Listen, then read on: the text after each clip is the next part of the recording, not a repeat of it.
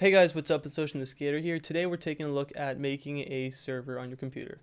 Now we're going to be using Spigot for this, but this will also work for Craftbukkit just fine.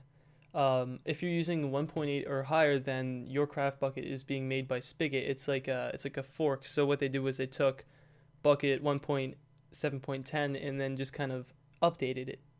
So if you don't have a server jar that is 1.8 or higher, you can look at my previous video, which is episode 2, and that's how to build your 1.8 plus jar file, or you can get a lower one online or something like that. So anyways, we're going to need two files for this. We have our spigot.jar right here, and this one is actually 1.8, so I'm just actually going to put 1.8 in there just because. And then we have our run.bat right here. And we're going to take a look at this in a sec, but first we're going to put this in a folder because I really do not want all these files on my desktop. So we're going to toss these two in here. Alright, so I'm actually going to go ahead and make a new run.bat so you guys know how to do it. So we're going to go to new, and we're going to do new text document, and we're going to name this, I'll just name it run right for now so we have a different one. And we're going to change the .text to .bat, alright? And it's going to ask if we want to change it, and yes we do. Now some people have their extensions hidden, so I'm going to show you how to change that on Windows.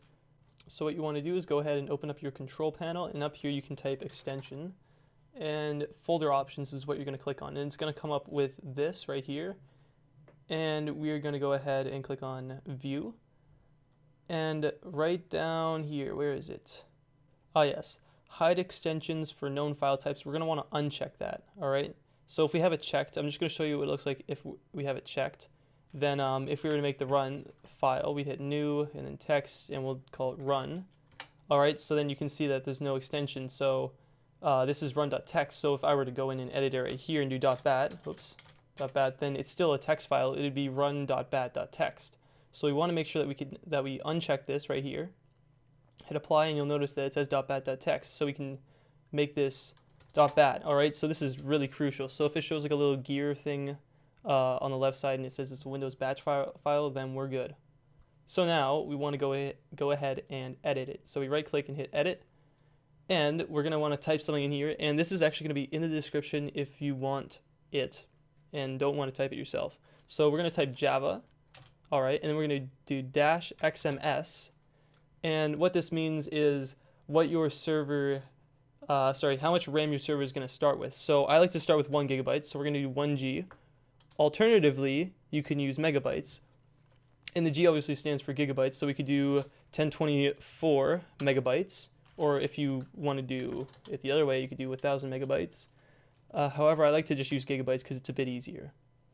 And next, we're going to do -xmx. I think you have to do lowercase, I'm not sure.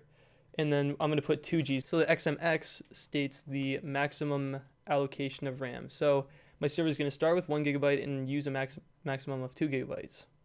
Next, we're going to go ahead and do space -jar, and then space, and this is where we're going to type in what our jar file is called. So we're going to do spigot 18.jar, alright? And then -o, and I'm not sure what that means, and then type true, and I'm also not sure what that means. So we're going to go ahead and save that, close it out, and we can just double click. I'll delete the one above it, and we'll double click this to run it, and it's going to say something real quick, goes through this, and it stops it, and you're going to be like, what's up? So if I hit edit and go down one and type pause, we can save this, and what this does is after something runs, then it gives you it waits for you to enter a command. So if I load it, then you can see that it pauses it after it does this thing, and it just says we have to agree to the EULA. So we're just going to click a button to continue. We can go into not our server.properties, we can go to the EULA.text, double click that, and just simply change this to true. And you should go ahead and read the EULA, but I mean, who really does that? Just think before doing stuff. And I like to put an underscore right here before run, as you saw before, so that the file stays at the top. So we're going to go ahead and run this again, and it's going to go ahead and go through the entire setup. I guess we don't need this folder options anymore, or the control panel anymore. Alright, so it's going through making the world and stuff. It would go faster for me, but I'm recording my screen right now, and it's done. So now we're going to go into our Minecraft, hit multiplayer, and I have mine set up right here, but if you hit edit, you can see I just typed 0. So we can go to add a server, and I like to just name it local usually. and then you can either type 0 or you can type local host or maybe local. I don't know, either type localhost or 0 just to be safe. And if we go down to the bottom, you can see that it's the exact same thing. Oh, cancel, don't want to go into it yet. It's the same one as up here, and you can actually see over here that I started to connect but then I didn't. So I'm just going to go ahead and delete the duplicate one because we don't need that. We're going to go back to the top, that's not the top, and join it. So as you can see, we're in our server, but we're not done yet. What we're going to want to do, first I'm going to alt myself so that we can actually do some commands in game. I'm going to go into game mode 1 just to be in game mode 1. And yeah, so we're in here. If I do /version, you can see that we're on, I spelled that wrong. /version, we can see that we're on Spigot 1.8. Just 1.8, not anything special. I like to use 1.8. So yeah, that's all you have to do to get your server running.